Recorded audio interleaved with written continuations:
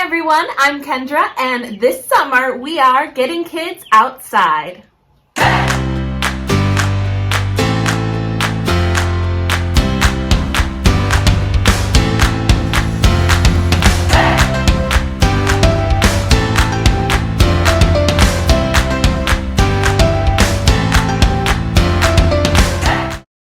This week I'm very excited because we are starting a 3-part series. Over the next 3 weeks, we are going to be talking about the 3 primary states of matter. Now remember, if you're in this just to have easy, fun activities to do at home, that's perfect. This is going to be very simple. As always, I do have some resources for you linked right below the video. I have created a couple of extra pages to go in the nature journal. If you haven't already, head on over to that video and make sure you print out your free nature journal. Because this is a 3-part series of activities, I do want to make sure that you have hit subscribe and make sure that you hit the bell. Remember, this is a small project and you probably won't be able to find the videos again just by searching my name. So make sure you hit subscribe and then click the little bell that appears after that so that you can find the videos again next Friday. How can we learn more about the way that flowing water moves? Liquid is matter that has a definite volume but not a definite shape.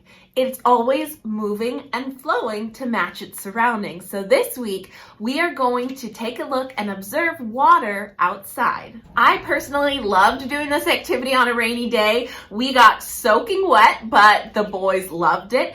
If you have the opportunity to do this activity in the rain, perfect. But you'll see we actually ended up using a hose as well, just to have a stronger flow of water. So you can do that too. The first step of this week's simple activity is to find water. That's the source of our observation. So wait for a really rainy day or grab a hose, get a kiddie pool of water, any way that you want, find some water. Okay, it is 55 degrees out and it is pouring rain. You're making water from the roof. What's happening, Shane?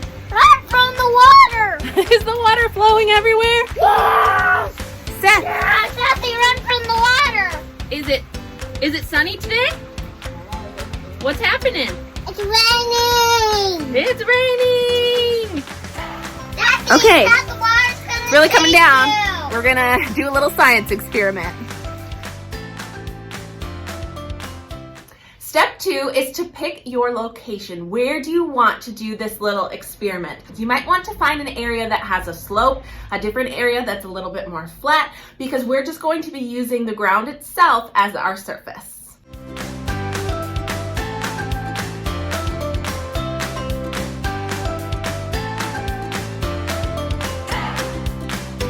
Step 3 is to collect your materials. In order to keep this as simple as possible, we're just going to pick things from around outside or from around your house. Things that we used were leaves that had fallen off of some of the bushes and trees.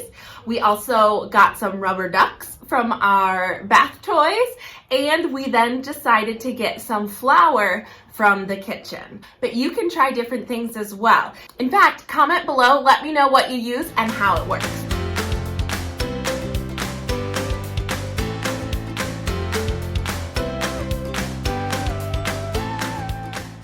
Step 4 is to let it go. Let the object go into the water. We want the water to be flowing in some way. So if it's raining, the water should already be flowing on its own. If you're using a hose, that's great. If you chose to bring a bucket of water or a pool, a little kiddie pool or even a big pool, try and get that water moving in some way and then let the items go into the water. See what happens and record your observations in your nature journal.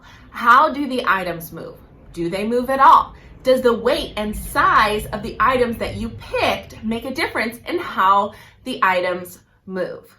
Now you might find that some of the items don't move at all. We chose to do this activity in our driveway and it wasn't steep enough. There wasn't enough of an incline for it to really carry any of the items at first. So take a look. You can see we actually had a couple of fails before we found areas where the water was moving.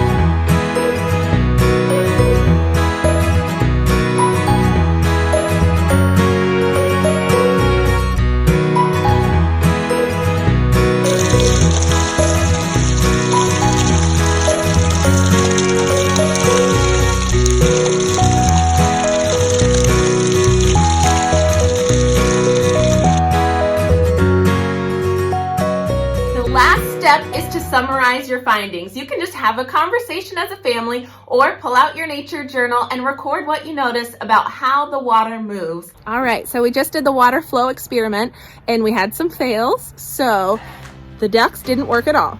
The rainwater was not enough to make them float or flow through around on the driveway.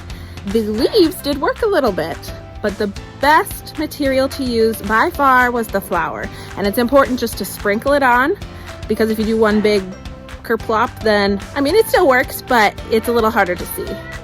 Now they are crying a lot because they're wet and cold. But it was fun while it lasted. If you like this activity, please share it with your friends and family. We're going to be doing this all summer, every single Friday. I'm going to be posting another simple STEM, easy outdoor activities, and you can make it as educational as you want. You could just go outside and play, try it, have fun, or if you're homeschooling or if you're a teacher doing summer school, take it to that next level and really get academic and really in depth with the scientific concepts that go along with the activity. As always, please make sure you subscribe, like the video if you enjoyed this activity, and please leave a comment below to let me know how it goes when you try it yourself.